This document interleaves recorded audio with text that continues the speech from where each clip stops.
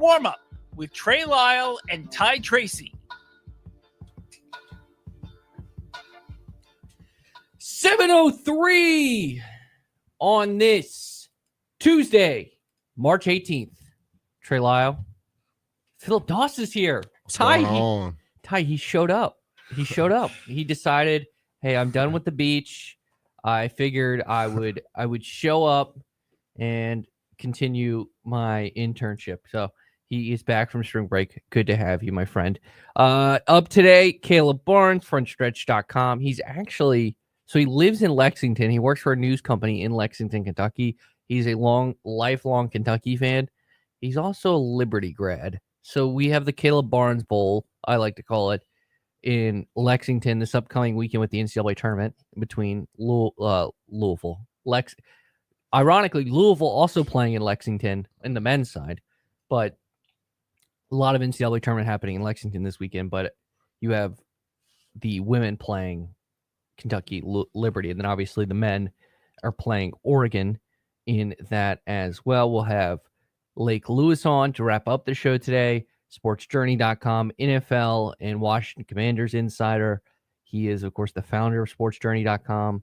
He also works with CBS 6 in Richmond and among other stations in the DMV area. So, jam-packed show. Philip is here.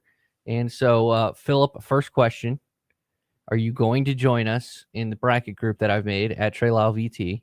You've been called out by Ty. No, I didn't. Ty has called everyone out. Yes, he did. I said Bryson. That's it. But I ain't call him out. I said I would like the Bryson to join to be more competitive. Well, everyone I've texted to join, I just said Ty's called you out. So Ty has called everyone out. Now you put a lot of pressure on me too, but ain't nothing wrong with that. All I know is I got to use the John Cena Rock once in a lifetime meme yesterday, and I was so proud of myself. I ain't gonna lie, that was actually pretty good for me, Bryson. That was actually pretty good. I like that one. He'll be on tomorrow, but we'll have we'll fill out our brackets. We'll announce our brackets. I guess we can do Thursday because we'll be on before the NCAA tournament. Ed will fill his out tomorrow. Okay, cool. In the fast lane. So. Well, but if you want to join us, see if you can do better than your favorite VTRN sports personalities, plus a little extra at Trey Lyle VT for the link there as well. All right, let's get to it in case you missed it.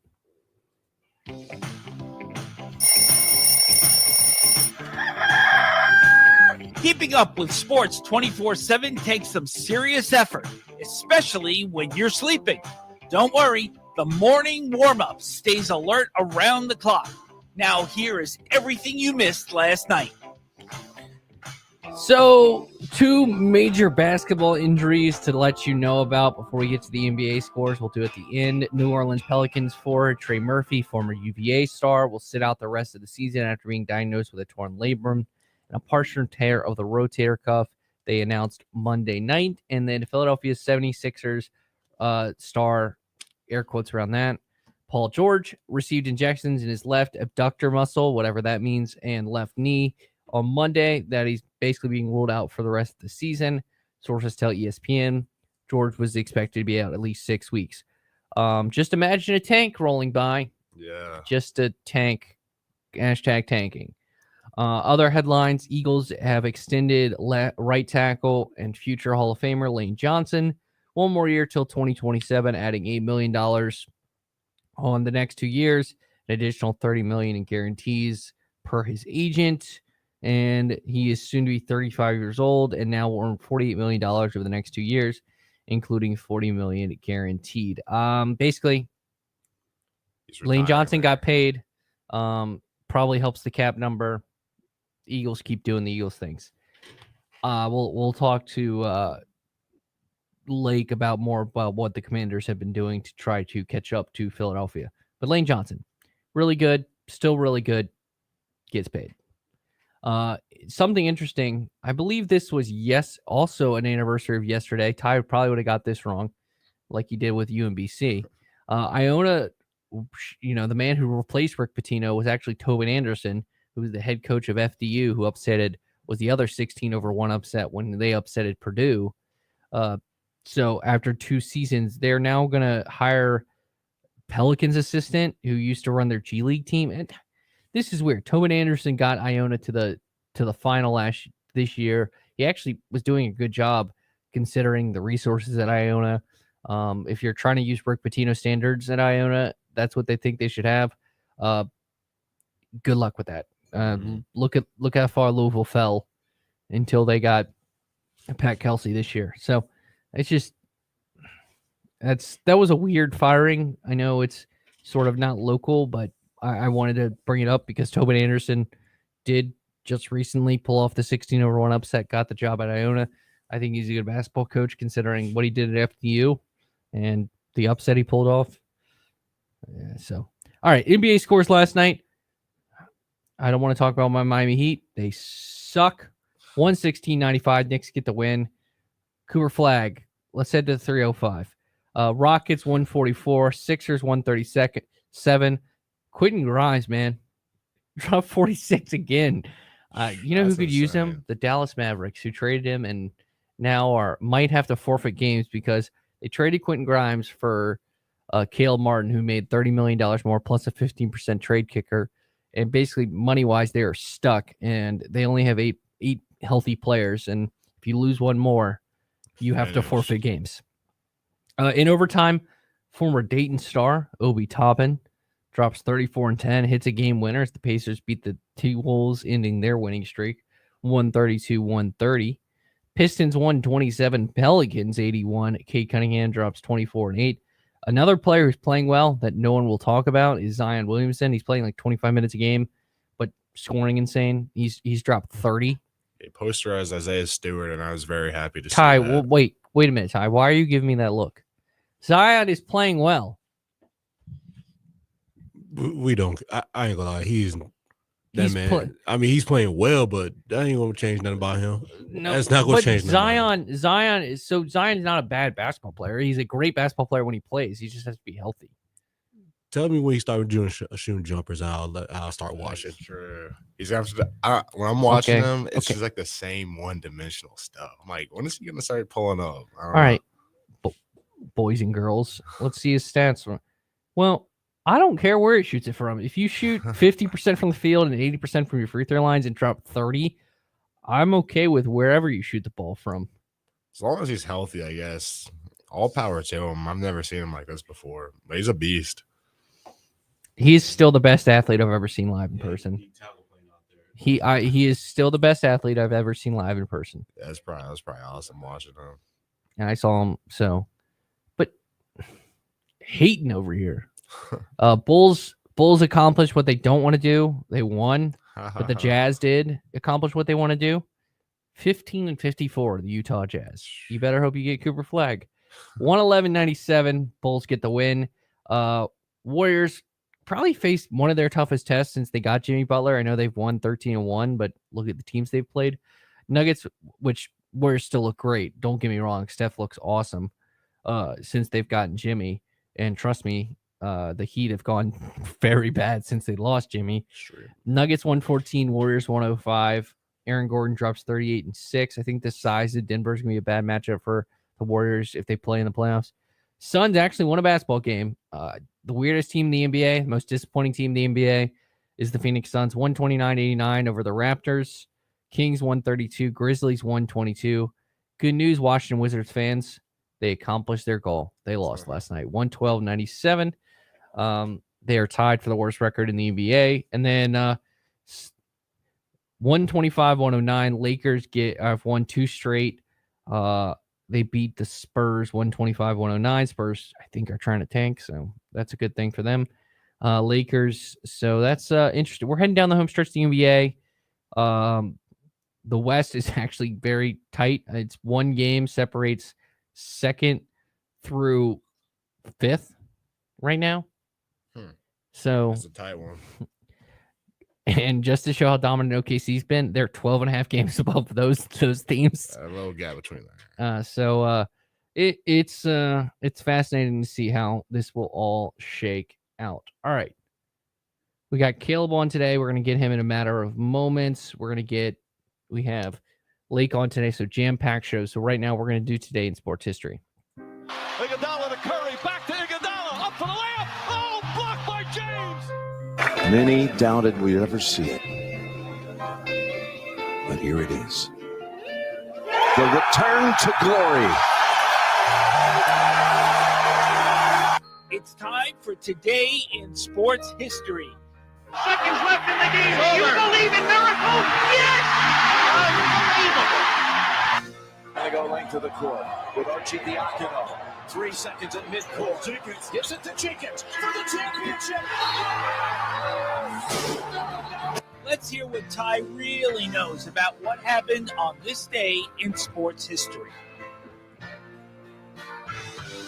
I did forget one thing for in case you missed it. Baseball is kicked off today. Technically, so it's not opening day, but it is opening day. It's the Tokyo series. Shockingly, the Dodgers are in it because they have Shohei Ohtani and Yamamoto who are playing. But the they're playing the Cubs who have Shota Nagata, who's one of their best pitchers. He started today.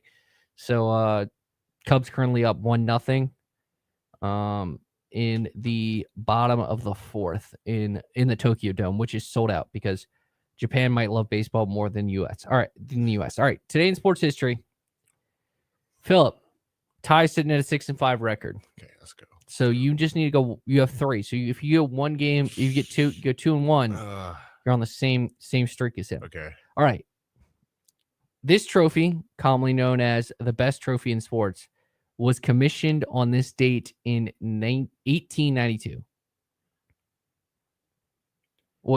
This is a rough estimate based off of my loose research, but this seems to be the date. Oh. The key is the best trophy in sports. It has to be an old trophy. It's not the name, just the sport. No. Name the trophy. Oh. You said 1892? 1892. Oh. Help from the audience. Okay. You're phoning a friend? The Stanley Cup? Oh my God, he got it. Okay. Ty. Okay. Ty improves his record. 7-5 now. All right, Philip. I'll count that as a win for you. Let's go. Yeah, it actually was not even. It was awarded to amateurs at the time. It wasn't even awarded in the NHL until 1917. Yes, it's the Stanley Cup, and no, it's not the cup, the metal cup you drink, and it's all cutesy. It's an actual. Like, they say like the Silver Cup Challenge, something like that. First. Yes, it was the. I learned that sports history. Shout out to my professor. The Silver Challenge Cup for hockey. Lord Stanley. It was named after Lord Stanley, who was the governor of Canada at the time. So, all right. Second question happened in 1970. The NFL announced a partnership with this company to make its football, and it still does. Wilson. Correct. Let's go. Let's go. I needed that one. All right. So I'm going to give you a 1 month bumper, okay, on this. So like you can get one short or one above. Okay. Right? Michael Jordan ended his blank month retirement on this date with a simple memo saying, "I'm back." How many months was that? 17 months. Yeah. My favorite one. I'm back. All right. On the Last Dance. Come on now. Who doesn't remember that? Well, that's why I asked Philip it. I'm sorry. I just love that. I was about to say like 12 months. You were going to be off. Yeah. So it's 17. There you go. Congratulations. You got it. So Ty went. All right. I'm going to only give you 1 point. I'm going to give Ty 2. I just love. Okay, look, you understand. Like the Last Dance. That's why I remember that one. I always remember that one. LeBron. Well, I mean, I watched the Last Dance too.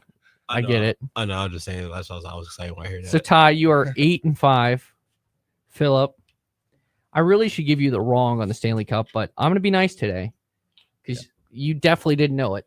I was about to let loose Bill Russell trophy. The Bill Russell trophy is the Finals MVP, so that would have been way wrong. Yeah, and I think it was a little before his time too.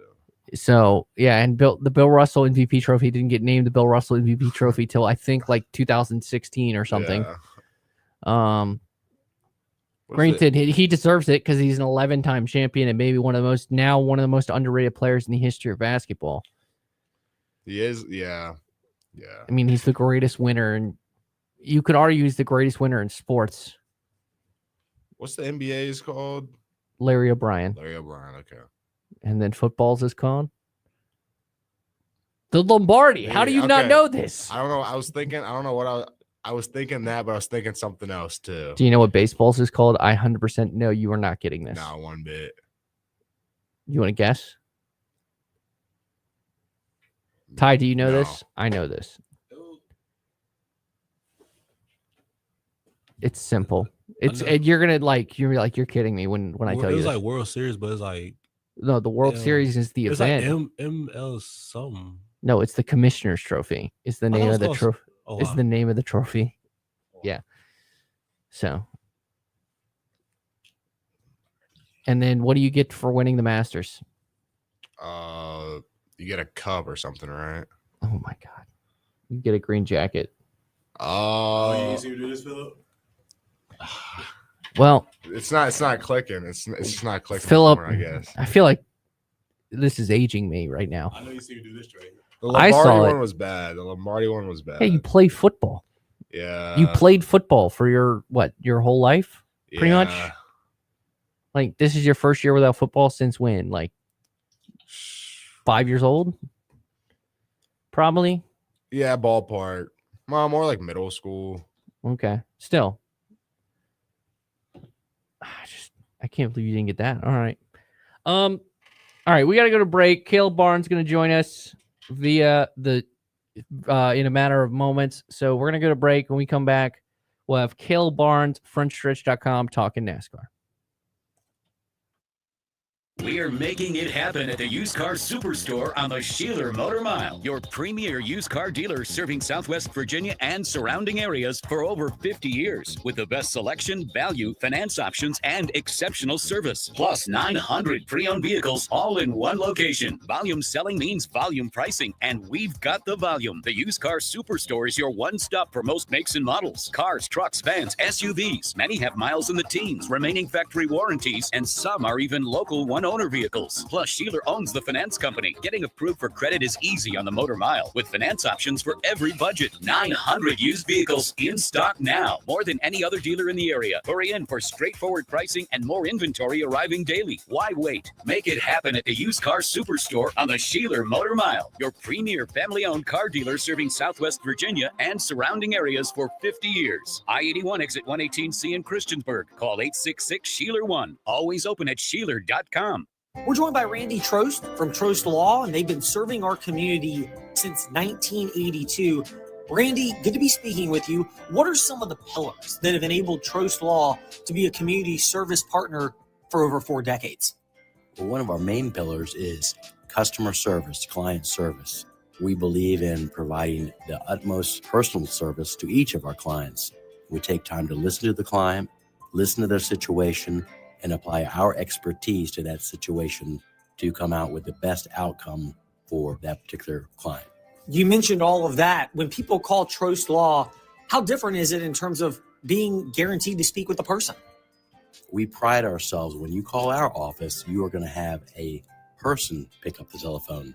There will not be a robotic teleprompter come in asking you to press a number to find out who you should be directed to. You'll get a live person. They'll greet you in a pleasant fashion and direct you to the person most appropriate for your issue. And if people leave a message, true or false, you get back to them within 24 hours. Absolutely. If you don't hear from our office within 24 hours, there's a problem. Call the police to help us.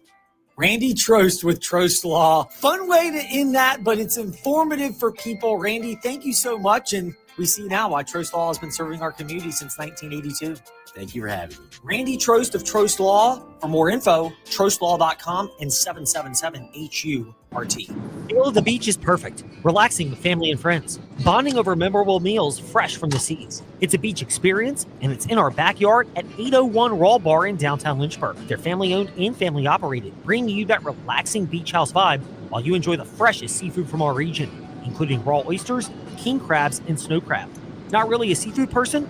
Try their fresh handcrafted burgers, subs, pizza, and salads. Step into the relaxing beach house vibe at 801 Raw Bar on Church Street in downtown Lynchburg.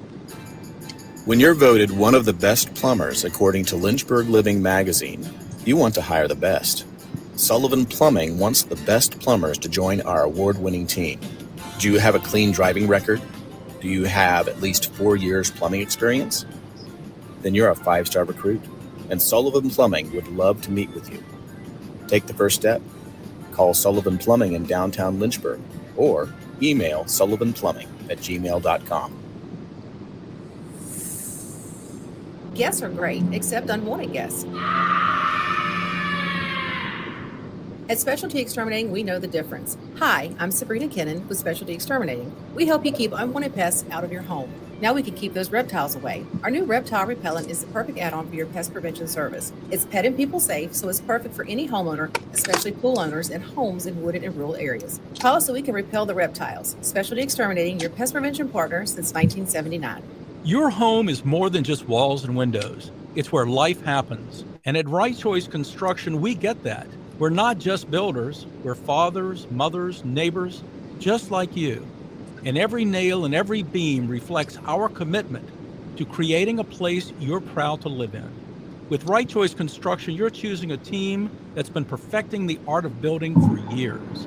So build with us, build with experience, build with quality, build with Right Choice. BTR in Sports Lynchburg are presented by BNC Sports. They'll pay cash for your valuable trading cards, premium memorabilia, and authentically autographed items. BNC Sports, Riveridge Mall in Lynchburg. Good morning. We are just getting your day started here on BTRN Sports with the morning warm-up. Stay connected with the show at Trey Lyle VT and Ty Tracy 90 on Facebook, Twitter, and Instagram. Listen wherever you are with the BTRN Sports app or watch the show live on YouTube at youtube.com/VTRN Sports Lynchburg. Now, back to the morning warm-up. Good morning. 7:25 on this Tuesday, March 18th. Joining me now as he's actually rushing out to breaking news for his day job out in Lexington. So I appreciate him giving me some time is Caleb Barnes from Frontstretch.com. Caleb, thanks so much. Hopefully everything's okay, first off. And second off, thanks so much for joining us. And first question is, you're a Liberty alum.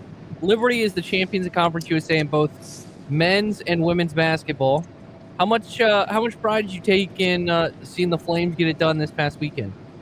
It was really exciting to see them get it done, getting to watch both of those games, and having to stay up a little bit later on Saturday night wasn't a problem. And we actually have a fun tradition at our station where whoever's college team, whether it's a team they're a fan of or the school that they went to, gets to bring in like a jersey or a shirt or a piece of memorabilia and like hang it up on one of the walls at the station. And so I was super proud to be able to bring in and show off one of my old retro Liberty jerseys from whenever I was a student there. So it's hanging on the wall next to a couple other things from UK, from Louisville. We got a St. John's hoodie up on the wall too, but that Liberty jersey is looking nice up there.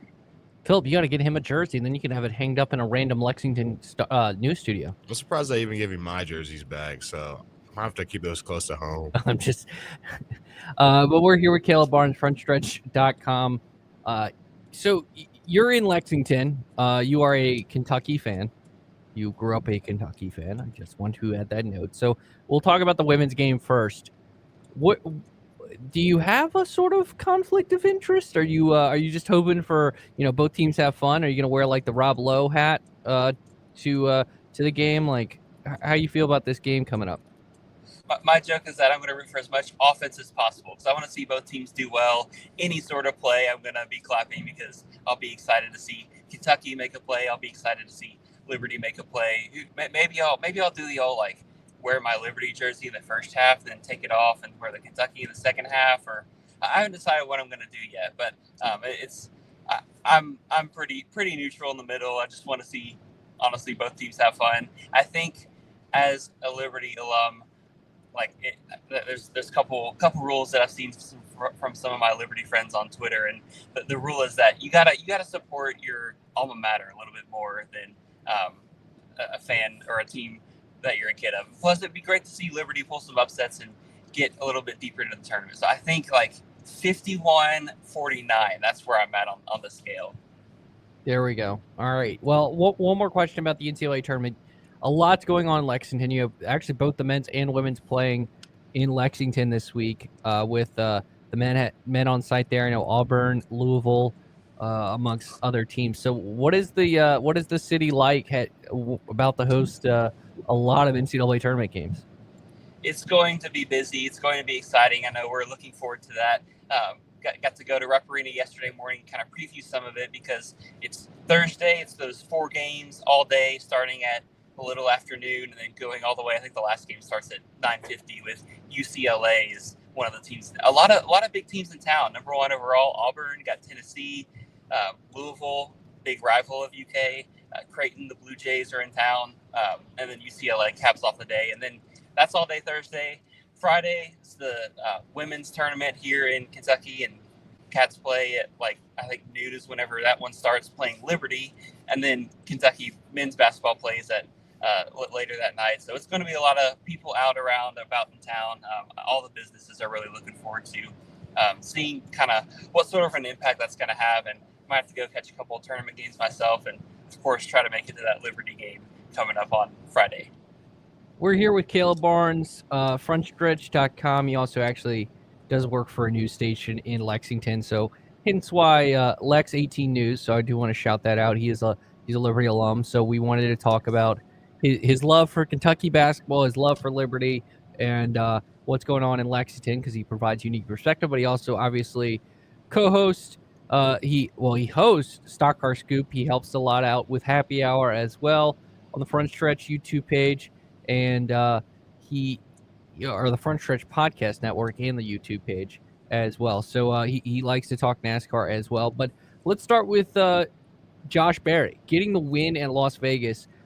He's been a theme of this season, showing a lot of speed. How important was it of him for finally taking that speed he's shown in these first 5 races and really getting into victory lane?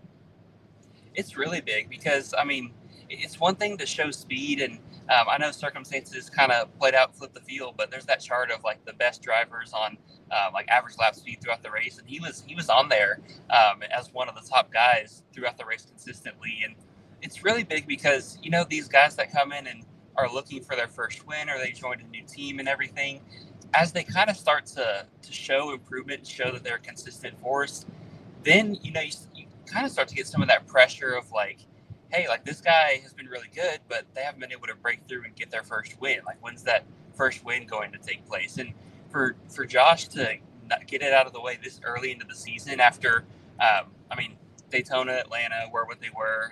I'm not sure. I don't remember off the top of my head where he finished out at COTA, but he was great last year on the short tracks, and he was good again at Phoenix. And so I thought okay, Josh will be another contender here, some of the short tracks, but to see him step up on the 1.5 miles and the way that he did and winning that race, I think there could be some big things ahead for that team if they're able to kind of use that comfort and having that win going forward to the playoffs. I think they could be multi-wins or multiple race winners. That's the phrase I'm looking for this year if they're able to kind of keep up that speed.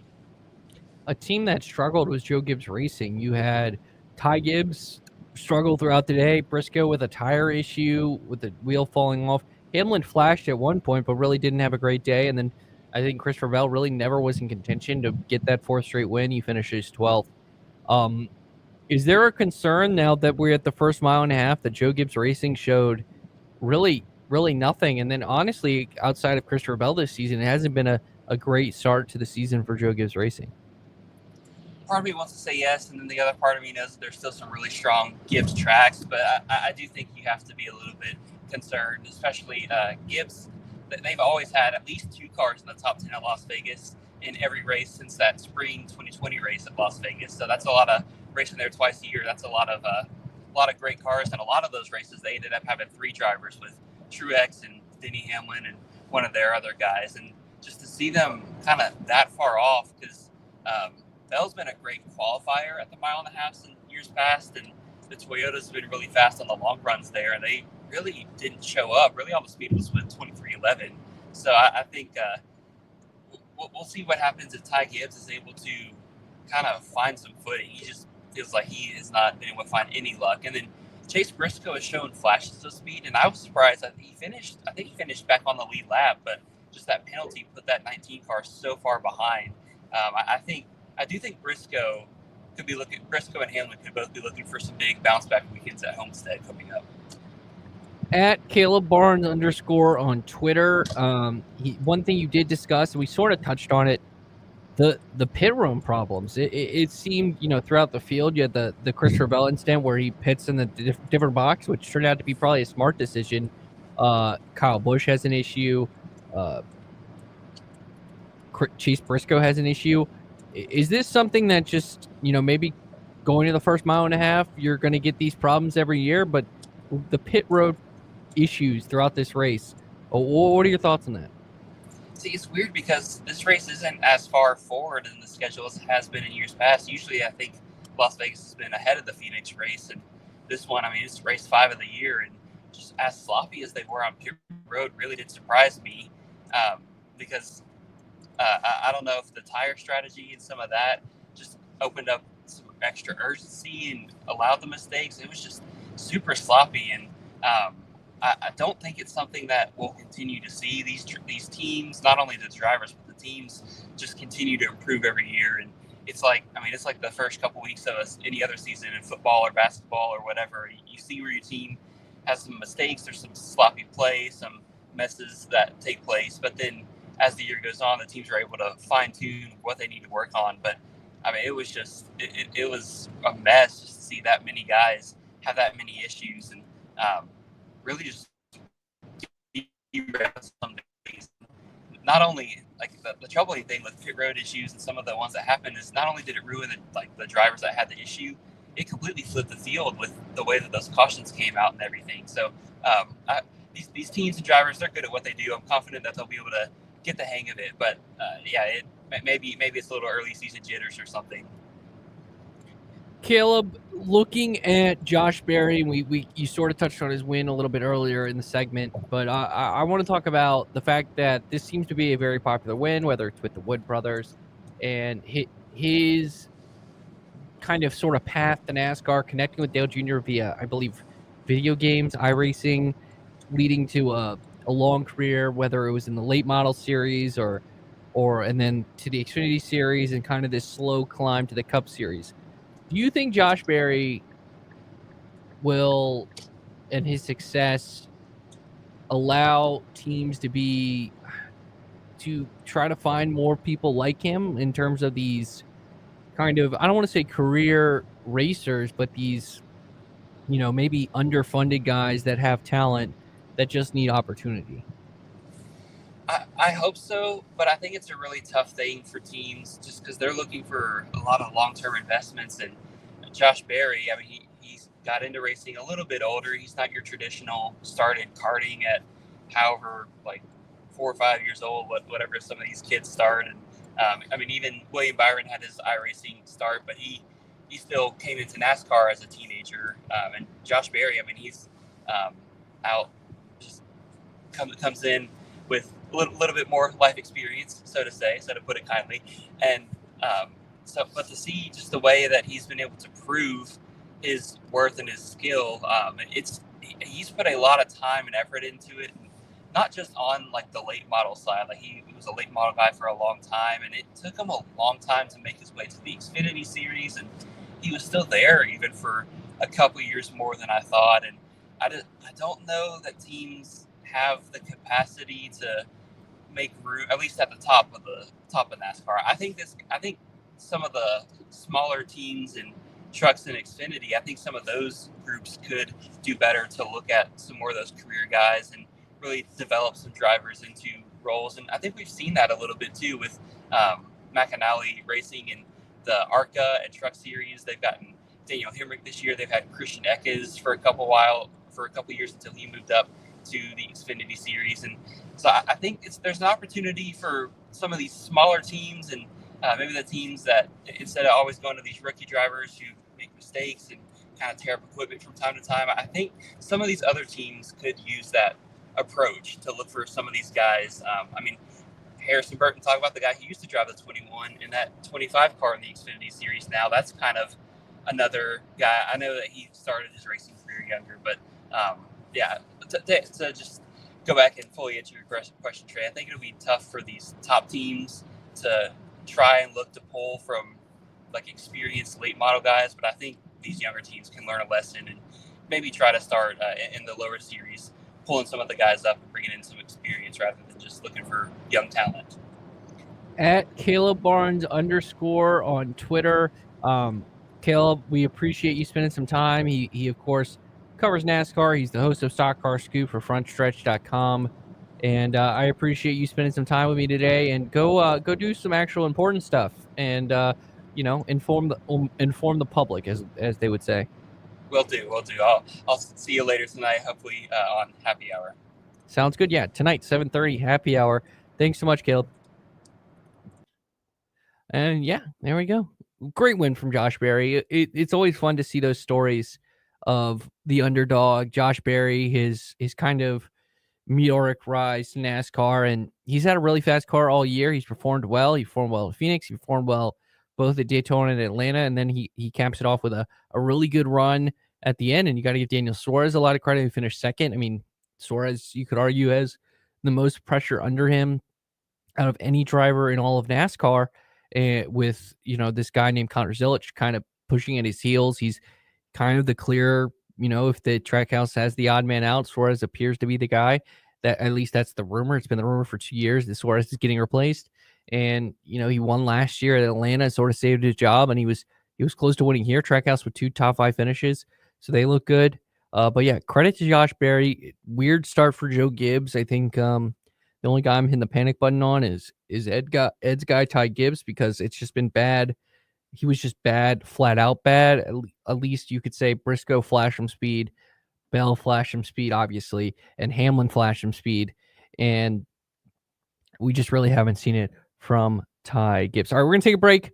It is 7:40. When we come back, we will have Lake Lewis from the Lake Lewis Jr. podcast. He is a NFL and Washington Commanders insider. He's a TV analyst. He does it all. You can check out his podcast at the Virginia Talk Radio Network website. All you have to do is go to our podcast page by go to the website, virginiatalkradionetwork.com. All you need to do is hit programming and then hit the podcast tab, and that's where Lake's podcast is. So check that out there as well, or check it out wherever you get your podcast, YouTube, Apple, Spotify. And so we'll have Lake Lewis Jr. on next here in the morning warm-up. It is 7:41. Mark Dalton here with the Terry Auto Group. If you don't love your car, then you're simply just driving the wrong one. At Terry Volkswagen, Terry Subaru, Terry Auto Outlet, and the Terry Clearance Center, we've got the perfect new or used car for you. We make your car buying experience easy. Need help with imperfect credit? No problem. Our team works hard to get you approved and back on the road. Because when you shop at Terry, you drive away happy. Visit us at any of our 4 locations or online at terryautogroup.com. Terry Auto Group. You'll love our cars. Guests are great, except unwanted guests. At Specialty Exterminating, we know the difference. Hi, I'm Sabrina Kennan with Specialty Exterminating. We help you keep unwanted pests out of your home. Now we can keep those reptiles away. Our new reptile repellent is the perfect add-on for your pest prevention service. It's pet and people safe, so it's perfect for any homeowner, especially pool owners and homes in wooded and rural areas. Call us so we can repel the reptiles. Specialty Exterminating, your pest prevention partner since 1979. When you're voted one of the best plumbers according to Lynchburg Living magazine, you want to hire the best. Sullivan Plumbing wants the best plumbers to join our award-winning team. Do you have a clean driving record? Do you have at least 4 years plumbing experience? Then you're a 5-star recruit, and Sullivan Plumbing would love to meet with you. Take the first step. Call Sullivan Plumbing in downtown Lynchburg or email sullivanplumbing@gmail.com.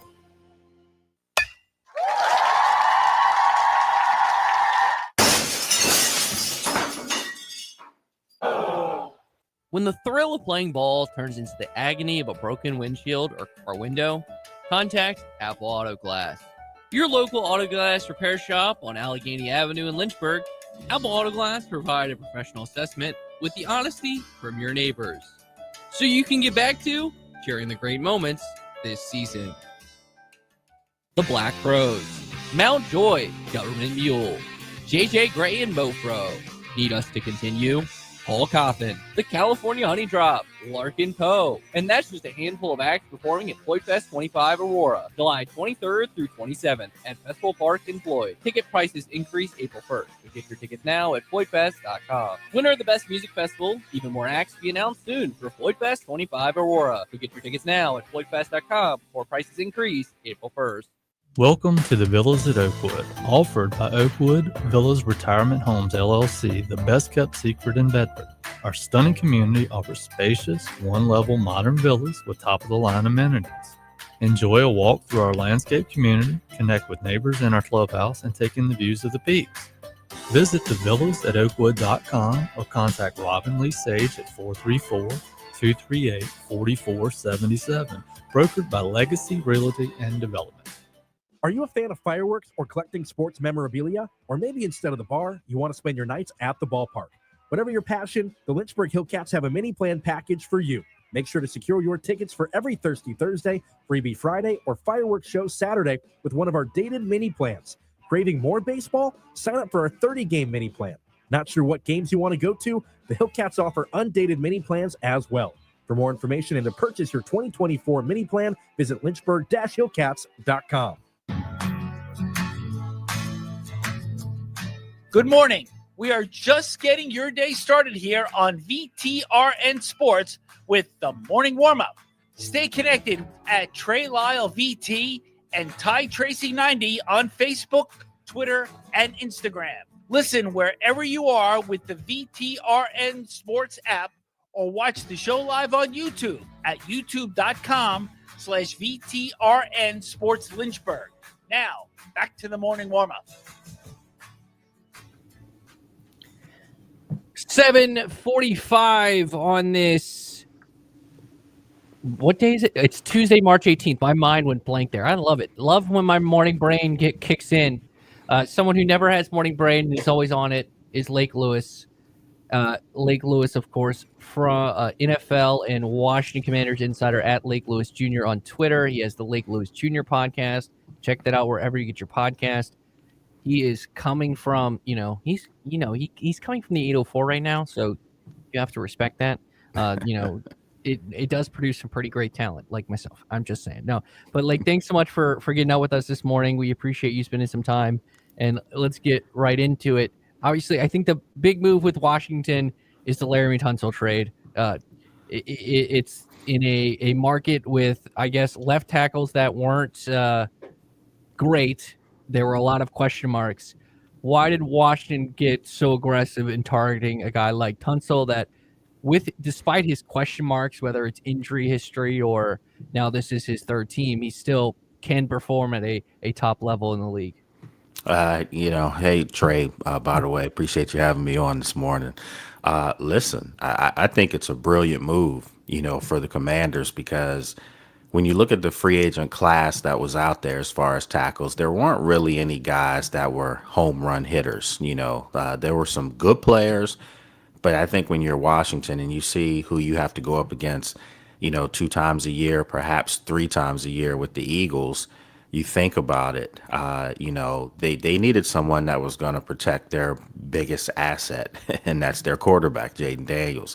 So for me, when you bring in a Laramie Tunsil, a proven tackle, a guy that does have some history of penalties and things like that, but he's still one of the best out there. And you get him and you basically absorb a 2-year contract where you're only having to pay him up to $21 million a year, where some of these other free agent tackles are getting 18, 19, one got 20, and they're not half the player of Laramie Tunsil. So I think it was a smart move. You get a chance to see, where his head is. Yesterday we interviewed him. He was with us in a Zoom conference, and he said he feels like his best football is ahead of him. He said that the penalties over his career are unacceptable, and he said he only has one box that needs to be checked, and that's winning a Super Bowl. So I think you're going to get him on his best behavior. Yeah, he's still 30 years old. He's still relatively young. I think the level of concern from, he's coming off a year where you mentioned the penalties, and then obviously Houston's offensive line probably didn't perform as well. I don't know if that's Tunsil's fault necessarily. I think the whole unit was bad. How can you blame one? You can't really blame one player there. But you touched on it. Phil, despite the fact that there has not been a repeat winner in basically Phillips' lifetime in the NFC East, Philadelphia is still the target. I mean, even if you want to add Detroit, despite the fact that Washington beat Detroit in the playoffs, Detroit is still one of the targets. Minnesota, Green Bay, I mean, all those NFC North teams. And then you could throw in the Rams as well. Washington keenly attacked the offensive and defensive line this free agency, whether it was Javon Kinlaw, bringing back a couple of players as well. When, based off of your connections, was that going to be the number one priority always? Because you got to look at your Philadelphia, and what do? They build through the offensive and defensive line, and they figure out the rest later. Yeah, absolutely. I mean, I think that's any good football team, not just the Eagles. I mean, I don't want people to think the Eagles are the blueprint. I mean, they're just doing what other really good teams have done over the years. And, you can go back to, the days of the Steel Curtain. I mean, they had a ferocious front four, and that's just the way it is. I think one of the things that with Washington is that when you get a chance to play a team like Philadelphia 3 times, you really can see where you're missing, your bullets from. You get a chance to see, okay, what do we really need to do to close the gap with this football team? And I think for them, they identified it's the trenches. They have to get better there.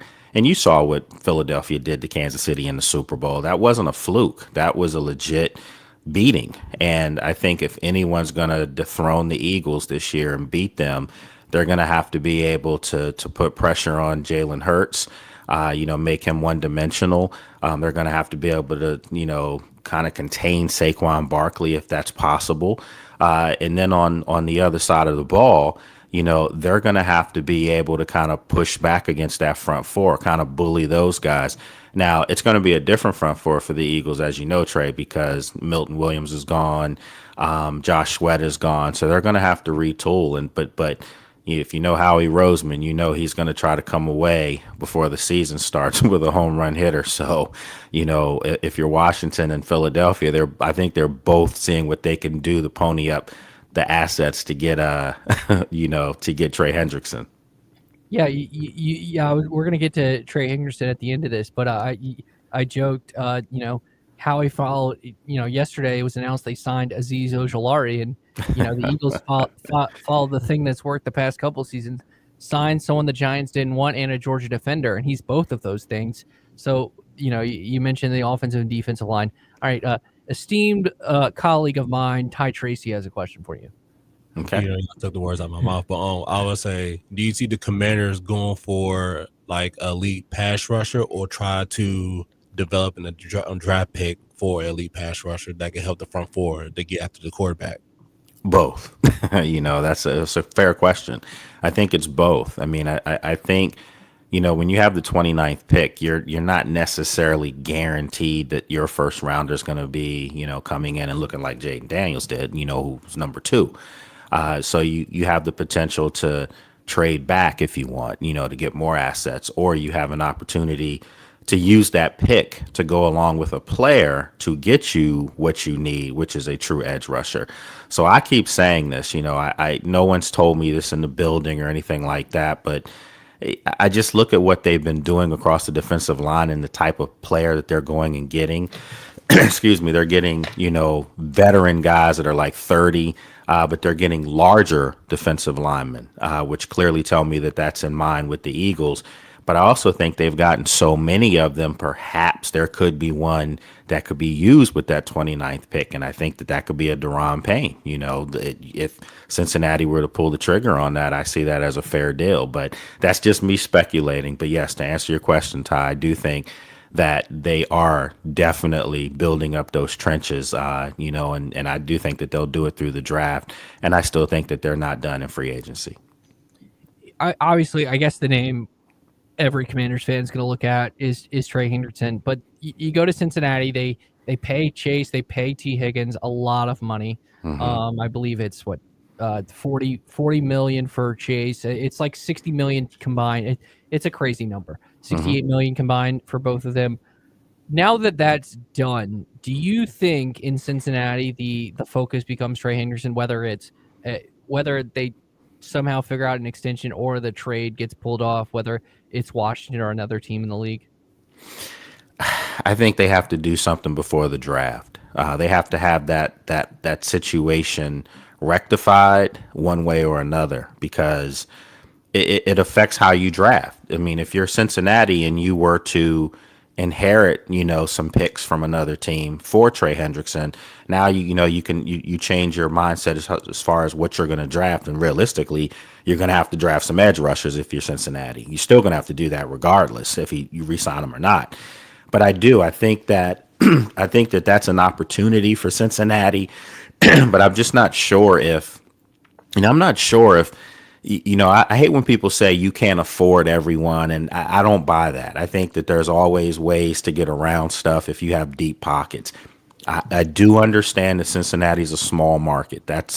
Make no mistake about it. That's a small market team, and the Browns have been known to be cheap, but I do think that they understand now that they have a window with this football team. If they had any kind of defense last year, this would have been a dangerous team had they made the playoffs, because we know what they do on offense with Joe Burrow, Jamar Chase, and T. Higgins. But it would be interesting to see, because I'm looking at this as, if I'm another team and Cincinnati somehow pulls it off to be able to keep Trey Hendrickson, this is going to be the blueprint going forward in today's football. You make sure your quarterback's taken care of first, which they did with Joe Burrow. Make sure your receiving core, because every quarterback needs his receiver, make sure one of those guys is clearly taken care of. And then you figure out, okay, now you have an edge rusher taken care of. That's the three people.